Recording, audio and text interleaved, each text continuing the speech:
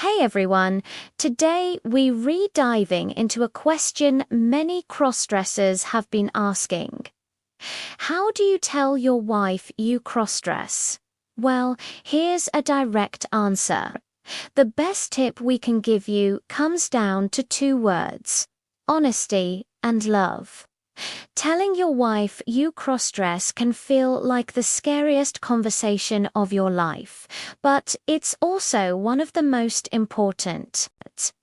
Today, we'll guide you through the process step by step so you can approach it with honesty, confidence, and love. Before we get into it, please don't forget to hit that like button, subscribe, so you never miss out on our weekly videos. Now let's jump right in. Step 1. Understand your own feelings. Imagine trying to explain something to someone when you don't quite understand it yourself. It can be a little tricky. That's why, before approaching your wife, take some time alone to really understand your own feelings. Ask yourself, why do I crossdress? Is it the feel of the fabrics against my skin? Is it the joy of expressing myself through fashion? Or is it a deeper connection to my inner self?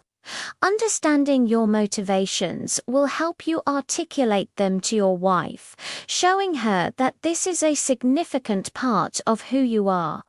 You can start by journaling it. Writing things down can help us clarify our thoughts and feelings. So try writing a list of reasons why cross-dressing is important to you.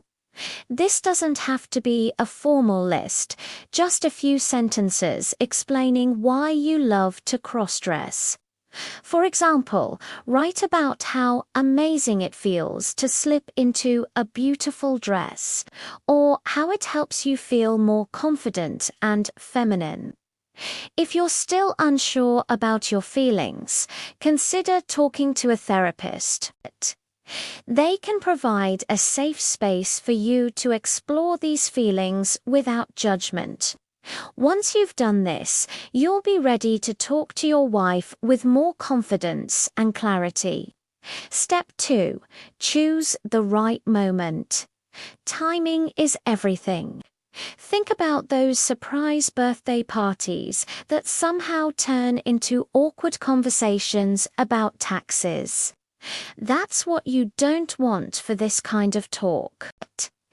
You need a private, relaxed moment where you both can focus on each other without distractions. Consider a quiet evening at home or a peaceful walk in the park. But remember, it's not just about the setting. It's also about your emotional state. Ensure you're both calm and receptive. Perhaps suggest a movie night and use a calm moment during the movie, like during a commercial break, to start the conversation. Step 3. Start with love. Begin by reaffirming your love and commitment to her. Let her know that she is the most important person in your life. Express how much you cherish your relationship and your commitment to working through any challenges together. This sets a positive tone for the conversation and helps her feel more at ease. It shows her that while this conversation is important, it doesn't take away from the love and respect you have for her. You can say something like, "I wanted to talk to you about something that's important to me, and I wanted to start by saying that I love you more than anything, and I cherish our relationship." Step 4. Be honest but gentle. Now it's time to reveal your truth. But remember, honesty doesn't mean overwhelming her with every detail all at once. It's about sharing enough to be clear while leaving space for questions later. Start by explaining that there's something personal you've wanted to share and express that cross-dressing is a part of you. Share why it's meaningful to you, whether it's about self-expression, comfort, or how it helps you connect with your inner self. But avoid becoming defensive. This conversation might bring up strong emotions for her. So stay calm and patient. Reassure her that you're not trying to hide anything and that you value her understanding. Step 5. Give her space to react. Remember, patience is your best friend here. Her initial reaction might be surprise, confusion, or even silence. That's okay. Allow her time to process the information. Don't pressure her for an immediate response. Let her ask questions, share her thoughts and feelings, or even take some time alone to sort everything out. It's crucial to respect her feelings in this moment. Show her that you're there for her, ready to listen and talk whenever she's ready. Let her know that you're not expecting her to understand it all right away, and that you're willing to work through this together. Step 6. Offer resources. Offering resources can be incredibly helpful for both of you. It allows her to learn more about cross-dressing from a neutral perspective. Provide her with books, videos, or websites that offer a healthy and positive view of cross-dressing. This step isn't about convincing her, it's about education and understanding. Share stories of other couples who have navigated similar situations successfully. These resources can help her see that there are others who have gone through this and come out stronger on the other side. They can also help her understand that cross-dressing is not something to be ashamed of or afraid of. Let her know that you're doing this for her as much as for yourself, helping her understand your world just a little bit better. Step 7. Keep the conversation going. Coming out to your wife isn't a one-time conversation. It's the start of an ongoing dialogue. Check in on her from time to time to see how she's feeling and if she has any questions or concerns. Share your feelings as they evolve and reassure her of your love and commitment. Be prepared to have multiple conversations over several days or even weeks. And remember, it's okay if she needs some space. Just let her know you're there when she's ready to talk again. Keeping the conversation going shows her that you're invested in the well-being of your relationship and that you're willing to work through this together. And there you have it, 7 steps to help you navigate this important conversation. We understand that telling your wife you cross-dress can be daunting, but with honesty, love, and patience, you can have an open and understanding conversation. Every situation is unique, so feel free to adapt these steps to fit your relationship and comfort levels. Please remember to show kindness and respect toward yourself and your wife throughout this process. Your feelings are valid and your love for each other is a powerful force. With understanding and communication, you can strengthen your bond and create a deeper connection. Now it's time to hear from you. What advice would you give to someone who's about to tell their wife they cross-dress? Share your experiences and insights in the comments below. And if you found this video helpful, don't forget to hit that like button. Share it with a friend and subscribe for more insightful content. Thanks for watching. We'll see you next time. How's it going, everyone? It's me here, and today I want to talk about a topic that has both a lot of personal importance and, unfortunately, a lot of potential danger. We're going to be discussing the very real dangers of cross-dressing in public, why they exist, and what you can do to protect yourself while still expressing your identity. And now, before we get into it, I just want to say that this is a sensitive topic for some folks, and there are strong opinions on all sides of this debate. My goal here is to raise awareness and promote understanding rather than stoke controversy. With that said, let's jump in. So, cross-dressing in public is often associated with pride and self-expression.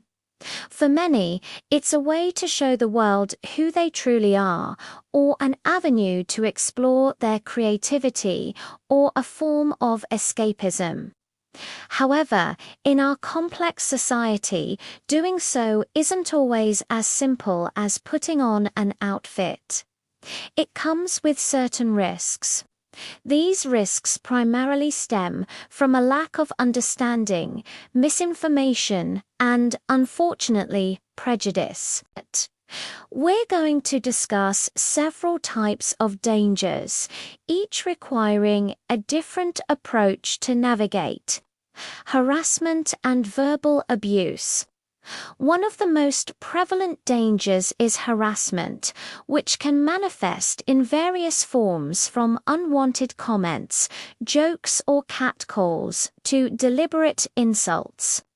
This type of harassment can be emotionally draining and discouraging. Even though these words don't result in physical harm, they can significantly impact one's mental well-being and confidence. As a crossdresser, you need to recognize that some individuals may not comprehend or accept your form of self-expression. Some people may hurl insults or make derogatory comments due to their own biases, fears, or discomfort with what they don't understand.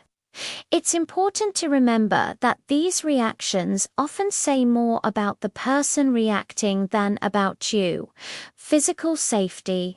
Unfortunately, the risk of physical violence cannot be ignored. Cases of physical assault against crossdressers have been reported, and it's essential to acknowledge this danger. Your safety is paramount, and you must prioritize it.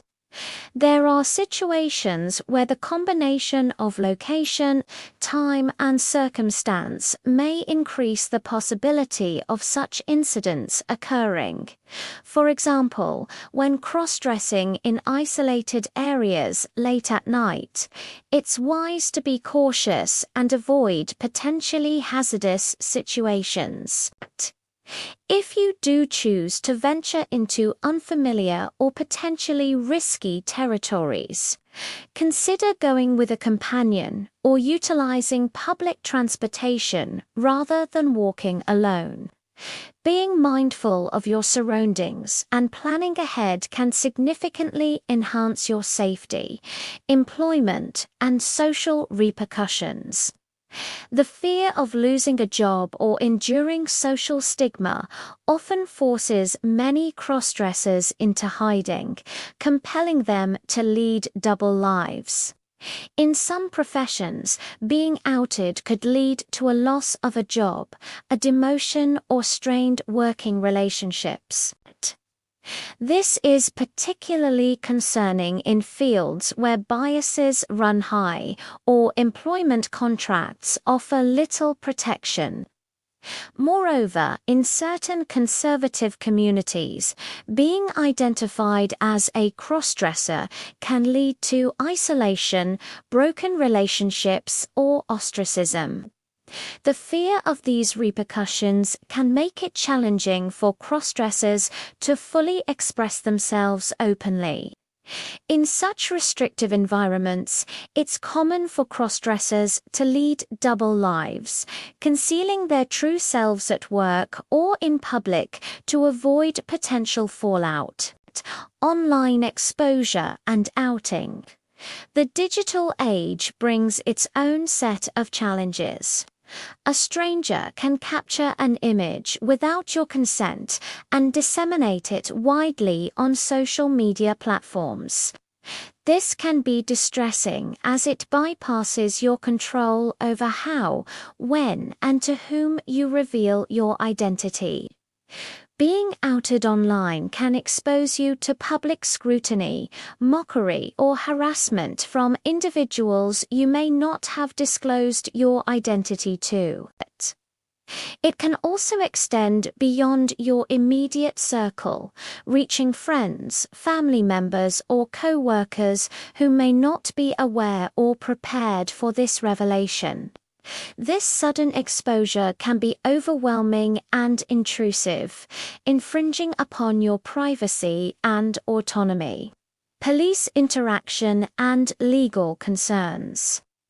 Despite progress in many parts of the world, outdated laws and biases among law enforcement personnel continue to pose challenges for crime.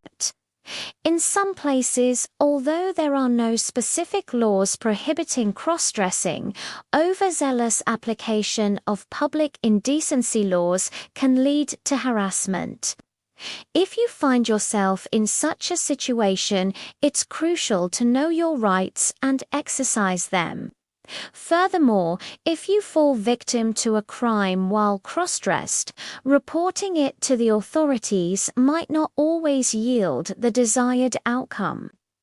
Sadly, some law enforcement officers may not treat you with the empathy and sensitivity required due to societal biases and stereotypes. In such cases, it's advisable to seek support from advocacy groups or legal aid organizations specializing in LGBTQ issues. I think it's safe to say that the journey of cross-dressing is unique for everyone. For some, it's a way to connect with their inner selves. For others, it's an art form. And for many, it's a blend of both. But regardless of the reason, it's essential to ensure your journey is as safe and comfortable as possible. Now, how can you do this? Well, let's take a look at some strategies to help keep you safe. Strategies for staying safe. Awareness and preparation are your best allies. Understanding the potential risks allows you to make informed choices and take necessary precautions. Go out with friends or allies. One of the simplest yet most effective ways to ensure your safety is by not going out alone, especially in unfamiliar or potentially risky areas. Having a trusted companion not only provides emotional support, but also acts as a deterrent to potential harassers. Stick to well-lit, busy areas. Planning your route and choosing safer areas can significantly reduce the chances of encountering problems. Well-lit and populated places are less likely to attract trouble and provide more opportunities for help if needed. Keep your phone charged and know emergency numbers. It's crucial to have your phone fully charged and readily accessible at all times. Familiarize yourself with local emergency numbers and have them programmed into your phone. In case of an emergency, being able to call for help swiftly can be invaluable. Use rideshare services or public transport. If you find yourself in a location where cross-dressing could lead to trouble, consider using ride-sharing services or public transportation to get home safely, especially late at night. These options provide a safer alternative to walking alone and can help you avoid potential dangers. Trust your instincts. If a place or situation doesn't feel right, it's perfectly okay to leave. Your gut feeling is a powerful indicator, and if you sense danger or discomfort, don't hesitate to remove yourself from the situation. Have a plan. In case of problems, knowing where you can go or who you can contact if things escalate is essential. This could be a trusted friend, a community center, or a crisis hotline. Having a plan can provide a sense of security and help you stay calm in potentially challenging situations. It's important to note that while these tips are valuable, they shouldn't discourage you from living your life authentically. Rather, they aim to equip you with tools to navigate potential challenges more confidently. Ultimately, cross-dressing is a form of self-expression that should be respected and protected. The challenges faced by the cross-dressing community are real, but so is their strength, resilience, and determination. As we move forward, let's strive for a world that celebrates diversity, fosters empathy, and ensures safety for all. So remember, you are not alone. There are resources, support groups, and communities ready to help. So go out there, express yourself, stay safe, and never stop being you. And that's a wrap for today's video. How does this topic resonate with you? Have you had experiences with this issue? Feel free to drop your thoughts and experiences in the comments below. Also, if you found value in this video, don't forget to hit the like button and share it with those who might benefit. Until next time, stay curious and keep asking questions. Hey everyone. Hello, welcome back. Now, if you're new around here, welcome. And if you've been watching for a while now, thank you. Thank you. You are amazing. I appreciate each and every one of you. So today we are talking about a topic I haven't talked about in quite a while. I wanted to talk about it again because a lot of you seemed to really connect with it the last time I did a video on it.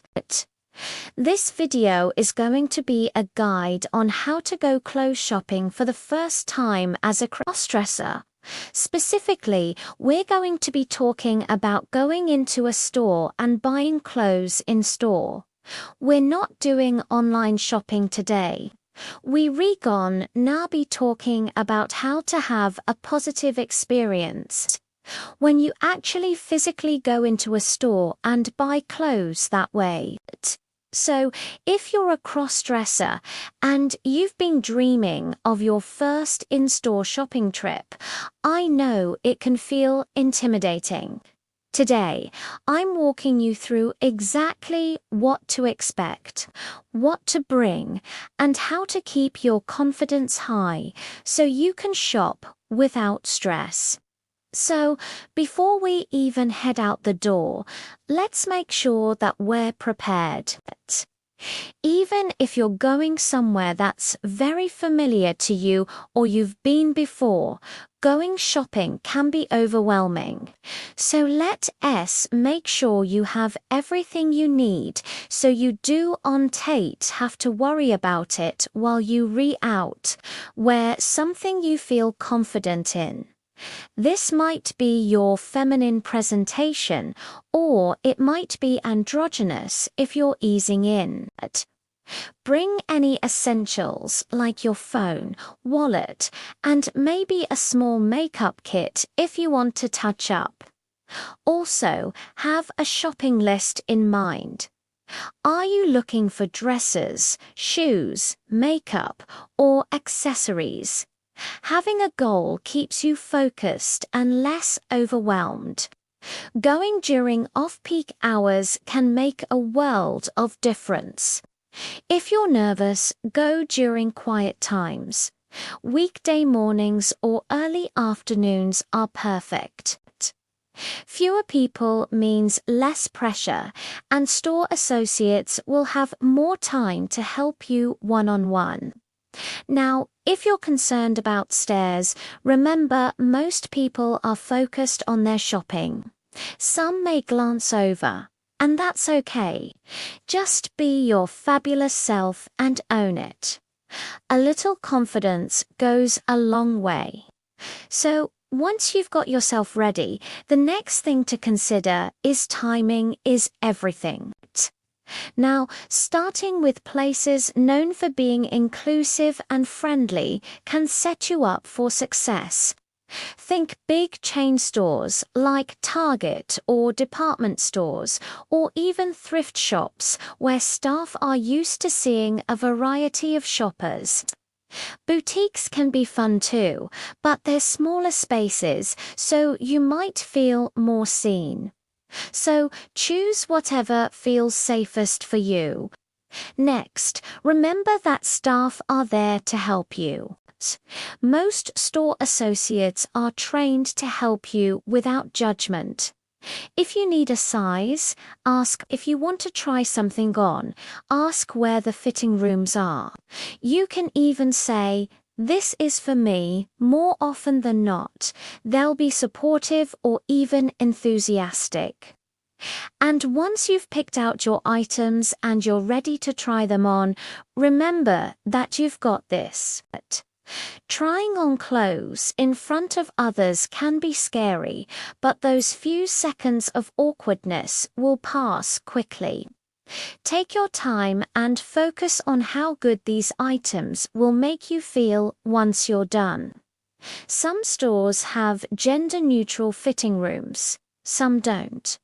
If you're worried, quietly ask which fitting room you should use. If you don't feel comfortable trying clothes on in-store, you can always buy and return later. But if you do try things on, take your time and snap photos to see how things look from different angles. Remember, you've got this, so if you're worrying about people staring or making comments, know that most people are focused on their shopping. Some may glance over, and that's okay. Just be your fabulous self and own it. A little confidence goes a long way. I remember the first time I ever tried on a dress in a dressing room. I was so nervous. What if someone walked in? What if someone heard me? I had so many thoughts running through my head. But then I looked at myself in the mirror and I saw a beautiful woman who was confident and loved herself. And that's when I realized that no matter what anyone else thinks, I am beautiful and I am enough. That confidence radiated from me and people couldn't help but notice. So, when you're in that dressing room trying on clothes, take a moment to appreciate yourself. Look in the mirror and say, "Hey, you are beautiful, you are loved, and you are enough." Once you've got those compliments locked down, you're ready to take on the world. And remember, you don't have to do this alone. Bring a friend for support and an honest opinion. Or better yet, go with a group of your fabulous friends and make a day of it. So once you're done trying on your clothes and you're ready to buy them, remember to keep your chin up. You're almost done. Remember to breathe deeply and slowly. This will help calm any nerves and remind you that you're safe. Then pay for your items and head home. If you're still feeling shy, self-checkout can be a great option. Walk out with your bag like you own the place. Because you do.